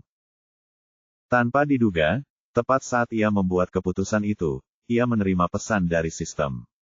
Kali ini, tingkat penyelesaian petualangan Zhao Yu adalah 73%, dan sistem menghadiahinya dengan perangkat penguat sinyal. Dengan itu, seseorang dapat memperkuat sinyal telepon atau perangkat lain. Pertama monitor udara tak kasat mata, lalu GPS tak kasat mata, dan sekarang alat penguat sinyal. Sistem, apakah kau benar-benar khawatir aku akan tersesat? Pikirnya, karena petualangannya sudah berakhir, Zhao Yu tidak ingin memikirkan hal lain. Dia mengunci mobilnya dan naik ke atas untuk tidur. Sebelum tidur, Liu Suesan meneleponnya, tetapi Zhao Yu tidak mau repot-repot mengangkatnya. Zhao Yu tidak peduli dengan si pemalas itu. Meskipun hotelnya buruk, Zhao Yu sangat kelelahan sehingga ia tidur sampai pagi. Mengikuti kebiasaan lamanya, begitu ia bangun, ia langsung merokok. Begitu penjelasan heksagram muncul, kegembiraan Zhao Yu pun memuncak. Heksagram Gen Dui, kata sistem itu. Gen untuk gunung dan Dui untuk rawa. Rawa di dalam gunung, gelap dan terang semuanya menonjol. Objek kembali ke alam, sangat aneh. Melihat pagi hari dia sudah berhasil mendapatkan heksagram, Gen, yang sangat dinanti-nantikan. Selain merasa beruntung, Zhao Yu juga merasa bahwa mungkin heksagram yang diterimanya bisa jadi terkait dengan kerja keras yang telah dilakukannya sebelumnya. Mungkin, karena arah penyelidikanku benar, aku berhasil mendapatkan heksagram, Gen. Pikirnya, jika begitu, maka aku harus bekerja keras hari ini. Mungkin, aku akan mendapatkan hadiah besar. Hehehe. Memikirkan hal itu, Zhao Yu bangun dan mandi dengan tergesa-gesa. Dia memakan sesuatu yang ringan, lalu segera memulai penyelidikannya. Pertama, ia mencari ke seluruh area yang belum ia kunjungi kemarin, lalu ia mulai mencari ke area pertambangan di belakang gunung. Agar tidak ada satupun bukti yang terlewat, ia bertanya kepada hampir semua orang di sekitar, bahkan anak-anak yang sedang pergi ke sekolah. Tidak hanya itu, ia juga mewawancarai banyak orang tua, dan bertanya tentang situasi di area tambang, lalu secara pribadi pergi mencari. Di dalam tambang, ada banyak gua yang hampir seperti labirin. Zhao Yu tidak berani masuk, dan hanya mencari di sekitar pintu masuk gua, sebelum kembali ke kota. Dan begitu saja, ia telah mencari sampai pukul 8 malam, tetapi Zhao Yu masih belum membuat kemajuan apapun. Saat malam tiba, Zhao Yu yang keras kepala tiba-tiba mendapat ide aneh. Ia berpikir bahwa karena Yang Wentao cukup tampan, mungkin ia bersembunyi di rumah seorang wanita. Bagaimana kalau aku mencari di tempat-tempat itu? Dan, mengatasi sebagian rasa frustrasiku sendiri saat melakukannya. Pikirnya. Jadi, dengan sedikit kebingungan, Zhao Yu mulai berkeliling kota sekali lagi. Akan tetapi, kemiskinan di desa Yinpan berada di luar dugaannya. Dia melihat-lihat banyak toko di kota itu. Meskipun ada beberapa salon, semuanya adalah salon rambut dan kurang sedap dipandang. Penata rambutnya semuanya pria atau wanita tua. Dan rumah pemandian itu juga hanya rumah pemandian. Tidak ada kesenangan yang bisa didapat di sana. Zhao Yu tidak dapat menahan rasa kecewa. Petualangannya akan segera berakhir, tetapi dia telah menghabiskan sepanjang hari berkeliling dan tidak menemukan apapun. Apakah arahnya salah? Atau apakah dia melewatkan sesuatu yang penting? Jika Yang Wentao benar-benar bersembunyi di sini, bagaimana mungkin tidak ada yang melihatnya? Zhao Yu tidak dapat menemukan apapun, dan hanya dapat berkendara kembali ke hotel. Ketika mobil berhenti, Zhao Yu sekali lagi melihat anjing setengah buta dari malam sebelumnya berkeliaran di samping tembok. Zhao Yu menyadari bahwa anjing itu tidak hanya buta pada satu mata, tetapi kaki belakangnya juga bermasalah. Anjing itu pincang saat berjalan. Selain itu, anjing itu sebagian besar hanya tinggal kulit dan tulang. Jelas itu adalah anjing liar yang selalu lapar. Kasihan sekali. Zhao Yu mendesah pelan dan keluar dari mobilnya. Meskipun dia baru memberinya makan sekali, ketika anjing setengah buta itu melihat Zhao Yu, ia terlatih-tatih menghampirinya. Ia mengangkat kepalanya dan menatap Zhao Yu dengan kasihan. Hanya anjing yang bisa menunjukkan ekspresi menyedihkan seperti itu. Anjing itu tidak menggonggong atau menghalangi jalannya, tetapi ketika Zhao Yu melihatnya, dia berhenti. Dia bertanya-tanya apakah dia punya sesuatu yang bisa dimakan anjing itu, jadi dia setidaknya bisa memberinya sedikit. Namun, dendeng sapi itu sudah habis, dan Zhao Yu tidak punya apa-apa lagi untuk dimakan. Zhao Yu melihat sekeliling dan melihat sebuah toko kecil masih buka, jadi dia masuk dan membeli sekantong besar paha dan ceker ayam. Ini, makanlah, makanlah. Sambil merobek kantong itu, Zhao Yu mulai memberi makan anjing itu di depan hotel. Melihat makanan yang lezat, anjing itu segera melahap makanan itu secepat yang dia bisa. Zhao Yu juga membeli beberapa botol bir, lalu duduk di samping anjing itu dan mulai minum sendiri. Anjing makan daging, sementara manusia minum bir. Sambil minum, Zhao Yu tak dapat menahan diri untuk tidak memikirkan kembali kasus itu. Heksagram Gendui. Itu pekerjaan sekaligus uang. Itu adalah heksagram yang bagus, tetapi mengapa tidak berfungsi? Saya sudah bekerja keras hari ini, tetapi saya masih merasa ada yang kurang. Apa yang kurang? Saya sudah bertanya kepada semua orang di kota. Mungkinkah Yang Wentao benar-benar tidak datang ke sini? Zhao Yu menatap anjing yang setengah buta itu. Seolah bercanda, terpikir sebuah ide bodoh. Baiklah, jika penduduk kota tidak tahu, bagaimana dengan anjing itu? Mungkinkah anjing itu melihat Yang Wentao? Rupanya, hidung anjing itu bagus. Aku punya aroma Yang Wentao. Bisakah anjing itu membantuku menemukannya? Kemudian dia sadar, itu saja. Zhao Yu tiba-tiba teringat bahwa tim polisi memiliki banyak anjing polisi. Jika dia mendapatkan salah satunya, mungkin anjing itu bisa mengendus Yang Wentao. Ya, Zhao Yu memutuskan bahwa setelah menghabiskan sebotol bir yang diminumnya, dia akan menelepon Peng Xin. Namun, sebelum dia selesai, Zhao Yu tiba-tiba punya ide lain. Mungkin dia minum terlalu banyak, tetapi dia mengeluarkan foto Yang Wentao dan meletakkannya di depan anjing yang setengah buta itu. Hei, aku memberimu makan dengan baik, jadi kurasa kau harus membantuku. Zhao Yu agak pusing, dan mulai berbicara kepada anjing itu, ini, apakah kau melihat orang ini? Tanpa diduga, saat melihat foto itu, anjing setengah buta itu benar-benar berhenti makan dan menatap foto itu dengan matanya yang masih berfungsi. Gok, gok, gok. Setelah 2 detik, anjing itu mulai mengitari Zhao Yu, dan menggonggong beberapa kali. Kemudian ia menyeret kakinya yang cacat dan berjalan menuju gang di belakang hotel dan mulai mengangguk ke arah Zhao Yu. Rupanya, ia ingin Zhao Yu mengikutinya. Astaga, tidak mungkin. Tidak mungkin, Zhao Yu menatap bir di tangannya. Apakah itu bir palsu? Mengapa dia begitu pusing? Mungkinkah anjing ini benar-benar? Bab 120. Zhao Yu hanya minum beberapa kaleng bir karena dia tahu dia tidak bisa minum terlalu banyak. Dia jelas tahu bahwa foto Yang Wentao adalah salinan cetak dari kantor polisi, dan tidak mungkin ada bau Yang Wentao di sana. Tidak mungkin juga anjing buta di depannya membawanya ke Yang Wentao. Meskipun demikian, Zhao Yu mengikuti anjing buta itu tanpa ragu-ragu. Sampai sekarang, sistem belum mengumumkan akhir petualangannya hari itu. Bahkan jika anjing buta itu tidak dapat menemukan Yang Wentao, mungkin saja dia bisa memberinya beberapa petunjuk.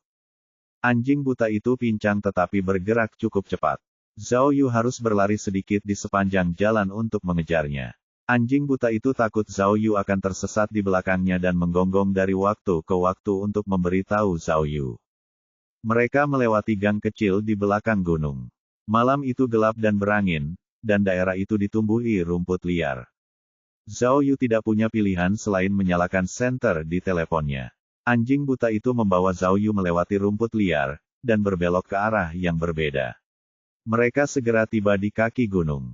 Ada pohon elem yang tinggi di sana, dan anjing buta itu akhirnya berhenti di bawah pohon itu.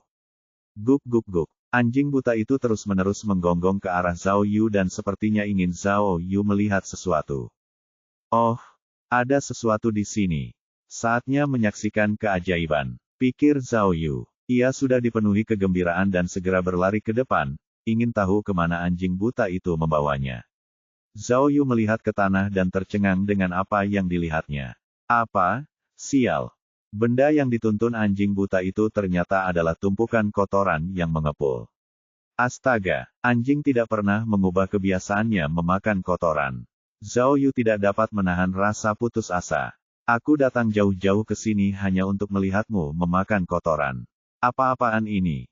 Saat Zhao Yu mulai gila, anjing buta itu berlari dengan gembira mengitari tumpukan kotoran itu seolah-olah telah menemukan harta karun, dan terus menggonggong pada Zhao Yu pada saat yang sama.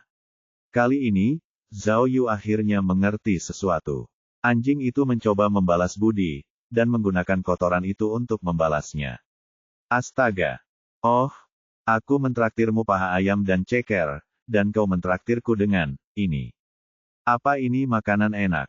Gok, gok, gok. Mendengar gonggongan keras anjing buta itu, Zhao Yu tidak sabar untuk menendangnya. Apa yang terjadi? Aku jadi gila mencoba memecahkan kasus ini, dan akhirnya dipermainkan oleh seekor anjing. Tepat saat Zhao Yu merasa tertekan, dia tiba-tiba mendengar beberapa suara berdenting. Meskipun samar, suara itu tidak jauh darinya. Suara itu jelas berasal dari logam yang saling berbenturan, tetapi ini adalah gunung tandus tanpa seorang pun di sekitarnya. Bagaimana mungkin ada suara ini? Zhao Yu segera menyalakan senternya dan melihat sekeliling. Pada saat yang sama, sebuah pikiran muncul di benaknya. Kotoran di bawah pohon itu mengeluarkan uap. Itu berarti, seseorang di sini baru saja. Tiba-tiba ada gerakan di semak-semak, dan Zhao Yu melihat seorang pria berlari keluar. Kecepatan pria itu sangat cepat saat ia melarikan diri ke arah belakang gunung. Zhao Yu berjarak kurang dari 10 meter dari pria itu.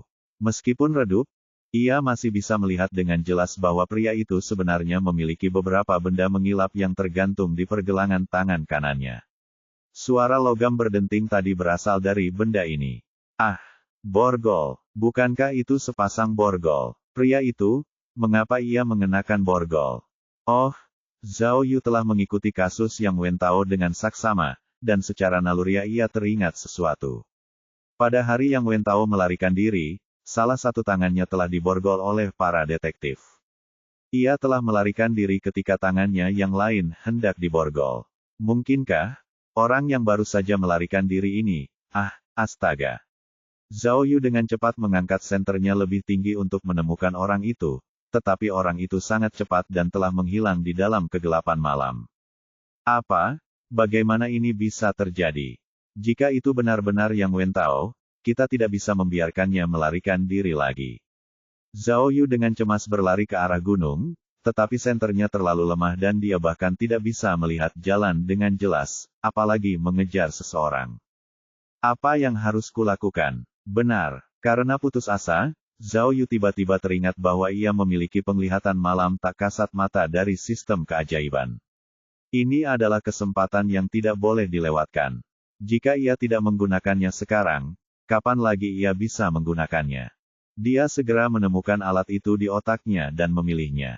Alat itu tidak langsung aktif, dan memperingatkannya bahwa alat itu harus digunakan pada malam hari dan cahaya yang kuat harus dihindari atau bisa berbahaya bagi mata. Zhao Yu dengan cepat mengetuknya lagi dan akhirnya mengaktifkannya. Alat ini memang menakjubkan. Zhao Yu merasa matanya tiba-tiba masuk ke mode penglihatan malam. Lingkungan sekitarnya tidak berwarna, tetapi dia bisa melihat dengan jelas. Meskipun dia memiliki penglihatan malam, dia masih tidak dapat melihat tempat yang jauh dengan jelas. Karena tidak punya pilihan lain, Zhao Yu juga mengaktifkan teleskop tak terlihat, menggabungkan keduanya menjadi satu dan memaksimalkan kekuatannya. Zhao Yu segera mencari ke tempat-tempat yang jauh. Untungnya, rumput liar itu tidak tinggi dan dalam waktu 10 detik, dia melihat seorang pria melintas dengan cepat melewati pintu masuk tambang yang agak jauh. Apa? Orang ini berlari begitu cepat. Dia benar-benar bisa sampai sejauh itu dalam sekejap mata. Oh, Zhao Yu tiba-tiba teringat bahwa Yang Wentao adalah seorang praktisi parkour. Jadi, orang ini benar-benar dia. Zhao Yu tidak punya waktu untuk berpikir lebih jauh dan segera berlari menuju pintu masuk tambang. Dengan penglihatan malam, ia mampu bergerak cepat dan mencapai lubang tambang dalam waktu singkat. Lubang yang gelap menjadi jelas dengan penggunaan penglihatan malam. Peralatan itu meningkatkan kepercayaan diri Zhao Yu, dan ia langsung masuk ke lubang tambang tanpa berpikir dua kali. Zhao Yu berpikir bahwa karena ia memiliki penglihatan malam sementara pria itu tidak memiliki cahaya apapun, ia memiliki keunggulan di tempat yang gelap gulita seperti ini, dan ia akan dapat mengejar Yang Wentao segera. Namun, Zhao Yu telah mengabaikan masalah yang paling krusial. Tambang di depannya bukanlah jalan buntu, tetapi memiliki banyak terowongan penghubung. Tidak lama kemudian, ia tiba di sebuah persimpangan. Zhao Yu sangat ingin mengejar pria itu, dan tidak terlalu memikirkannya. Ia merasa bahwa jalan di sebelah kanannya memiliki beberapa pergerakan di dalam dan berjalan lurus ke dalam. Siapa yang tahu bahwa lubang tambang ini seperti labirin? Semakin dalam Anda masuk, semakin banyak persimpangan yang ada. Secara bertahap, Zhao Yu telah menyusuri beberapa terowongan dan tidak tahu bagaimana melanjutkan pengejaran. Meskipun ia masih bisa mendengar beberapa gerakan samar, ia tidak dapat memastikan dari mana suara itu berasal. Cek-cek, apa yang harus kulakukan sekarang? Tanpa diduga, tepat saat Zhao Yu menghadapi kesulitan, serangkaian suara cepat terdengar dari belakangnya. Dia segera menoleh dan melihat anjing buta itu muncul entah dari mana. Wah, apa kau bercanda? Zhao Yu merasa itu luar biasa dan tidak dapat memahami bagaimana anjing itu mengikutinya. Namun, melihat anjing buta itu kembali menyalakan harapan Zhao Yu. Anjing, karena kau tidak akan pernah bisa mengubah kebiasaanmu memakan kotoran, mengapa kau tidak membantuku menemukan orang yang buang air besar itu?